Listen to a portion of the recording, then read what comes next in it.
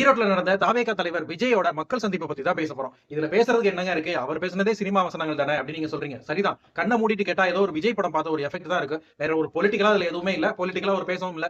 ரெண்டு விஷயம் விஜய் பேசுனதுல நம்ம குறிப்பிட்டே ஆகணும். ஒண்ணு வந்து இளைஞரணி நிர்வாகிகள் சந்திப்பு கூட்டத்துல முதலமைச்சர் பேசுனது எங்க கேரக்டரே புரிஞ்சுக்க மாட்டீங்க அப்படின்னு முதலமைச்சர் பேசுனது. அதுக்கு விஜய் சொன்னாரு, என்னங்க அவர் பேசுனதும் சினிமா வசனம் தானே, நாம பேசினா மட்டும் சினிமா வசனம்னு சொல்றீங்க அப்படின்னாரு.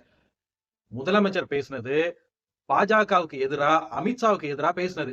அமித்ஷா சொன்னாரு, மேற்கு வங்கம் தமிழ்நாடு தான் அடுத்து ரெடியா இருங்க, நாங்க வரப்போறோம் அப்படின்னு. அதுக்கு தான் முதல்வர் சொன்னாரு, எங்க கேரக்டரே புரிஞ்சுக்க மாட்டீங்களே, தமிழ்நாடோட கேரக்டர் புரிஞ்சுக்க மாட்டீங்களே அப்படின்னு தான் பேசினாரு.